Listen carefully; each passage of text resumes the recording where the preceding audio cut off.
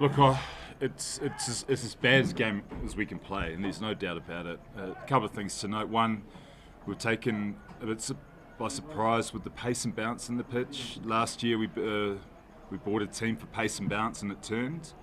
And indication so far was that there wasn't much pace, but today was an absolute cracker with pace and bounce. So we were slow to adjust to that, and as slow as we were, they were outstanding with the bat, and that just compounded our problems trying to find a way to stem the runs, and it just didn't come. So it was an onslaught. It was a little bit of a defence from us. We stepped back rather than trying to attack and take some wickets. We just got beaten up with the bat, and we couldn't recover. Whenever you go for well over 200, you've been dominated, and that was the case. Mate, that was a bigger surprise as probably for you. We got a surprise last year with how much it turned, and we thought today might not turn massive, but it would possibly hold with the amount of water that's been there. And we were well off the pace. It was pace and bounce. I think Andre's first ball was sort of through chest height. So we've got to make some adjustments now to make sure that our tactics at home reflect that type of surface. If that's what it's going to be, that's what we're going to learn to play on. But yeah, there is a disconnect between what we're trying to do and what we're playing on, so we need to get better at that. Yeah, it's a good point. There was a lot of nervousness around the team. You're always keen to get into the tournament and want to start well, but we were anxious in the field. We were laboured, and we were clumsy again in the field, which is unusual for us. We just lacked accuracy. So yeah, part of it will be a little bit to do with the anxiety of playing the first game, a little bit insular rather than absorbing the pressure and then firing a shot back. We just got smacked, and we're on the back foot all the way through. And it's a fine performance by them, but it's equally poor from us. Yeah, it was good. No, the conditions of old they were today, and that's allowed some fantastic stroke play. I thought they were outstanding in the first game they played, their opening match, but today they went to a new level with Russie being the dominator.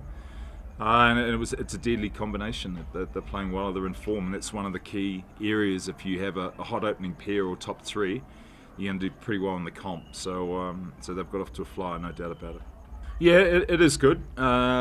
Disappointed that others didn't take the opportunity on a good surface, but again we were frantic as much as we were hurt with the ball. The bat was equally as, I thought, frantic. And I know you're chasing 240, but there's good scoring conditions there, and again we just got caught up in going too hard and not being able to find the rhythm of the game, which was high tempo, and it was too high for us today. But Leas played well. I guess the other positive is we're underway. We've got something to work with, a lot to work on, and an understanding of maybe what we're going to be playing on going forward. So up until today, we were a little bit unsure, but we've got a much clearer plan of how we need to shift, and we'll do that. Yeah, definitely. I love playing here. I think I've played here for about 12 years now for the Lions, so definitely home for me. As I actually entered at the back this afternoon, I turned left, which is to the home change room, and walked a few meters, and I realised I got to go back to the away change room. So no, I love playing here. I mean, I get here, the security, everyone, I know them by name, and Dennis and Ivy and all the people in the change room attendants, the catering, all embracing me. So it is definitely like coming home. I love playing here. Yeah, obviously it's in different colours, so it is a strange, I suppose, experience. But yeah, love playing here. It's my favourite ground in the world. Yeah, I think I've played a lot here. Ryan and I, especially two local boys, we know how to go about it here. We had good plans coming into this because we know what to expect and what we can do, and I think it was probably just the realization that we sort of executed that and could do that. They have a very good bowling lineup, and the wicket was going around a little bit at the start, so we knew it would be challenging, but we sort of stuck to what we wanted to do. We communicated well, and like I said, we know this ground like the back of our hands.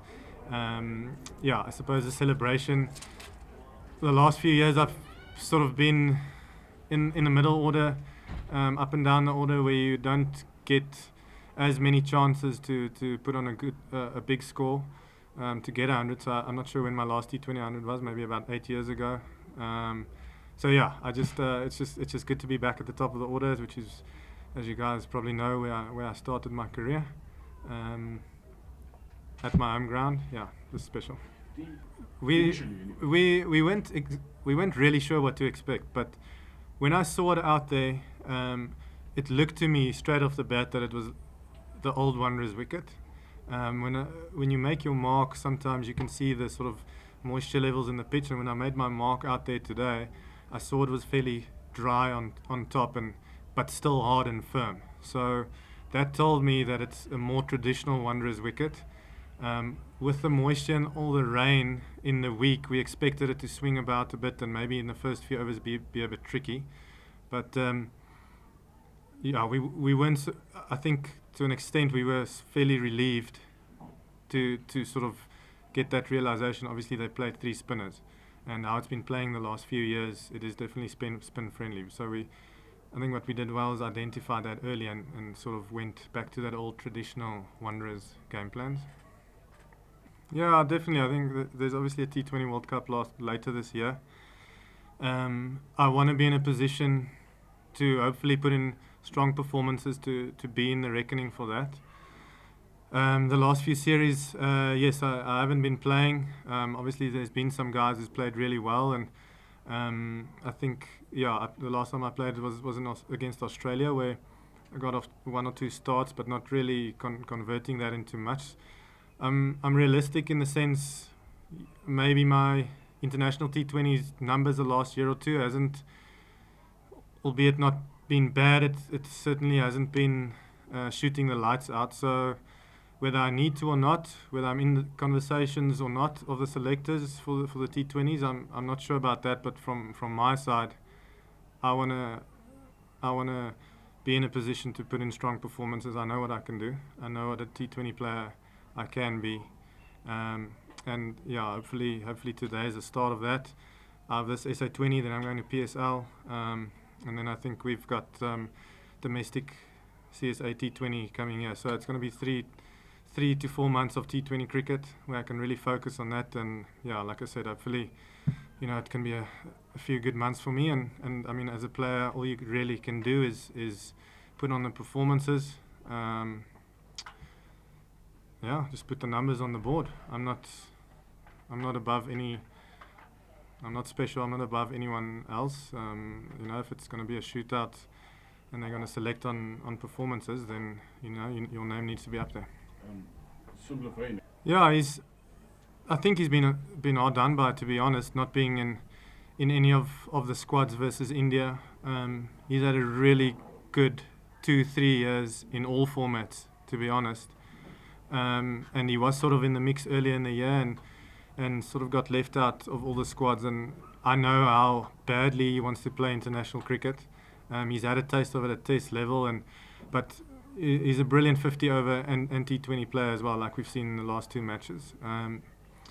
Quinny's going to be moving on, and he fits into that mold of someone that can replace Quinny. He definitely has the game. He's very resilient. Sometimes setbacks gives you a platform to come back, and yeah, I know how hard he's work. He sort of keeps his head down. Yes, he was disappointed not to be in the squads. Of course, anyone would be. But what he did is he went back. He worked hard. We put in a lot of good work into his game in Cape Town. All the guys were there at least a week earlier. We had really good warm-up games and sort of a training camp there. He put a lot of work in, and I'm glad so far it's come off for him. And I really hope he has a really strong season to send that message that, just to remind people he's still there. He's still a world-class player. I've seen what he can do. We've seen what he can do. And I suppose then, again, if he puts the numbers on, you can't really ignore him.